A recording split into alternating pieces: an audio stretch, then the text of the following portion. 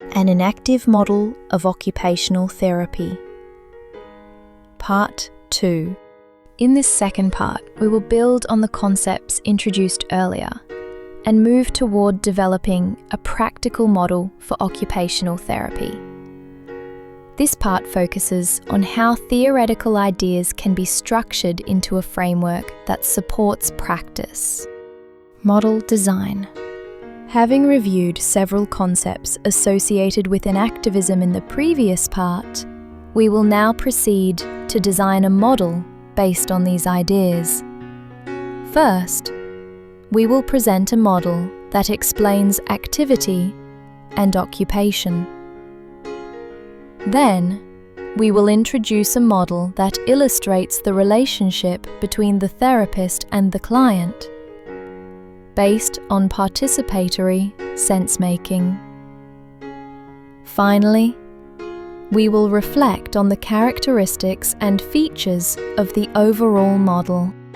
When an individual engages in an activity, embodied action is essential to the engagement itself. Sense-making doesn't arise from knowledge alone, but through sensory-motor engagement and lived experience. Reading a book or watching a video about an activity may provide information, but it doesn't lead to sense-making. According to enactivism, interview-based tools like the NPI interest checklist can't fully capture a client's interests, because these tools do not involve embodied action. Furthermore, no one can fully control how an activity will unfold. In crafting, for example, if the material resists the intended movement or disrupts the next step, it becomes necessary to adapt either the material or the movement. Embodied action continuously adjusts because activity unfolds as an ongoing process. As the activity unfolds, sense-making emerges through the interaction between the individual and the activity itself. With repeated engagement, the individual begins to form personal meaning, gradually linking the activity to their identity. From an enactive perspective, occupation is a dynamic process of embodied sense-making, shaped by past experiences, present engagement, and future anticipation. Therefore, occupation can be modelled as an emergent, embodied, and meaningful interaction between a person and their world, enacted through activity over time.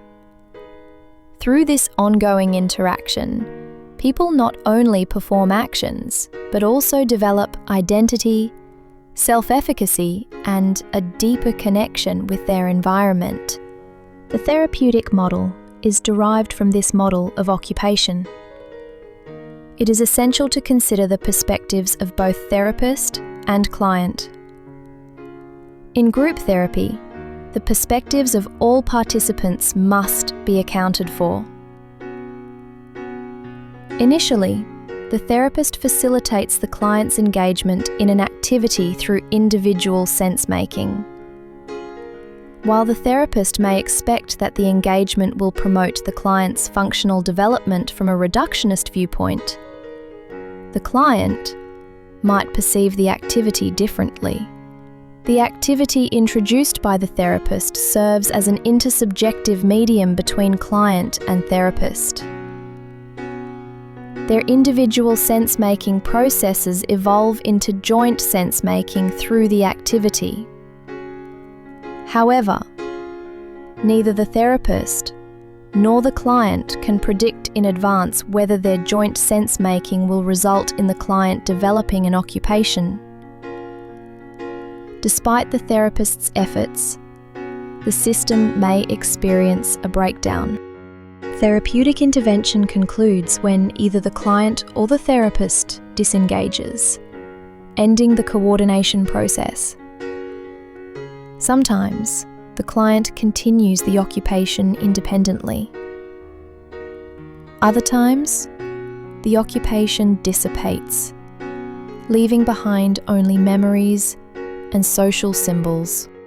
As presented, the model may appear decontextualized and primarily driven by logical reasoning. However, in actual practice, therapists rely heavily on narrative reasoning, which focuses on the phenomenological aspects of clients' experiences. In clinical fields such as medicine, logical reasoning is commonly employed to guide practice. This typically involves deriving general principles from accumulated evidence and systematically applying them to individual cases. Such reasoning supports the development of broadly applicable treatments and enables some level of prediction based on established knowledge, a core function of theoretical models. In contrast, narrative reasoning attends to each client's unique life story and subjective experiences. It enables therapists to grasp the personal meanings of activities and life situations from the client's perspective. While narrative reasoning fosters deeper insight into individuality, it is less concerned with prediction and more with understanding and sense-making. Modern occupational therapy, shaped by the traditions of medical education, tends to emphasize logical reasoning. Yet the therapeutic process is inherently context-dependent, making it impossible to predict or control outcomes through decontextualized models alone. Instead, the model serves as a conceptual framework that helps therapists envision the therapeutic process and clarify their own stance within ongoing engagements. Without such a framework, therapy risks becoming submerged in experience without clear boundaries. From a social deconstruction perspective, whether an experience is deemed therapeutic depends not on the inherent therapeutic value of the experience, but on how it is framed and carved out as therapy. Occupational therapy holds varying therapeutic value across different domains, while this model highlights only a specific and limited aspect of the field. Modern occupational therapy is generally expected to enhance reductionist functions and practical performance. However, this model sheds light on traditional occupational therapy, which has been overshadowed by modern approaches. Individuals facing physical, mental, and social challenges often experience an empty life world. Occupational therapy helps alleviate these difficulties by enabling clients, in collaboration with therapists, to fill their life world with embodied experiences. The model is highly intuitive and familiar to occupational therapy practitioners. It can also serve as a framework for a phenomenological approach. While it helps practitioners better understand their practice, it does not provide specific methods for planning interventions. Moreover, the insights gained from this model do not enable practitioners to predict or control therapeutic outcomes for other clients. Additionally, the model may be challenging to grasp for those entirely unfamiliar with occupational therapy, such as first-time clients, family members, professionals from other fields, or novice students. Model implementation. Having designed an enactive model of occupational therapy, we will now apply it to interpret a case study. The case involves an elderly woman. Although handicrafts, often used in traditional occupational therapy, are not involved in this case, we can still illustrate the therapeutic process using the model we have developed. The client was an 82-year-old woman with knee osteoarthritis and left-sided flaccid paraplegia. resulting from a stroke 4 years earlier. She had low muscle tone on the paralyzed side, and within 30 minutes of sitting in a wheelchair, her trunk tilted toward the paralyzed side. She frequently complained of pain in the non-paralyzed knee during passive movement, as well as pain in the paralyzed lower limb and lower back. The therapist considered her situation functionally. Her paralysis reduced her active movements and disrupted her body schema, which in turn exacerbated the pain from osteoarthritis. The lateral tilt was unlikely due to controversive pushing, as she exhibited no signs of unilateral spatial neglect. "I want a good cup of coffee," she said. "The first time I had coffee, I couldn't believe anything could taste so delicious. Give me a cup of coffee. I want one served by you," she added. The therapist proposed, "Let's make a cup of coffee together." "I can't do it," she replied. Since her stroke, she had been unable to move her own body and felt pain with every instance of assistance. Although she was aware of the pain, she could not pinpoint its exact location due to a diminished body schema caused by hemiplegia. She inhabited a blurred life world where pain was the most prominent sensation. Thus, she asked the therapist to serve her a cup of coffee. With the therapist's help, she lifted the pot and poured hot water over the brewer. However, her limited experience moving her hemiplegic body and insufficient strength on the non-paralyzed side made it difficult. She may have felt as though the coffee simply appeared before her after she was given something to hold. She commented, "This is lukewarm and not very tasty. When was the last time I had coffee?" Yet she drank all of it.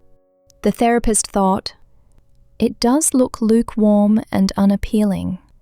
We need hotter water and a lighter pot." Beyond the therapist's thoughts, obtaining a lighter pot and hotter water was essential to sustain the coffee-making activity. Even though the therapist planned the activity, they could not fully control the engagement. Engagement in an activity cannot be completely controlled, even with thorough assessments and established theoretical models. The therapist must think while acting, and act while thinking. The activity, initially introduced by the therapist, may have seemed to suddenly appear before her. At that moment, she did not perceive the activity as her own. However, through repetition, she gradually began to recognize it as an intersubjective presence within her life world. This process is coordinated with the activity. The therapist performs tasks to sustain the activity, and through engagement, both she and her therapist begin to make sense of the activity as an occupation. This process is characterized by coordination within the framework of participatory sense-making. Observers of the coffee-making activity in a therapeutic setting may adopt it with others if they find it beneficial. From a social perspective, the activity becomes symbolized and influences others through this process. Although no tangible product resulted in this case, craft activities in traditional occupational therapy produce physical works that serve as visible symbols, influencing others. Whether tangible or intangible, such actions constitute symbolic acts in social interactionism. Social symbols interact with one another, surrounding individuals in multiple layers. Improving core function and sitting stability is just a reductionist goal or effect. It does not capture the experiential value of the activity. Even if functional goals are not achieved, individuals may still find value in the experience of making coffee. Thank you for watching this video. If you'd like to read the full text, please visit my Medium story. You can also download the TX source and figures from my Google Drive.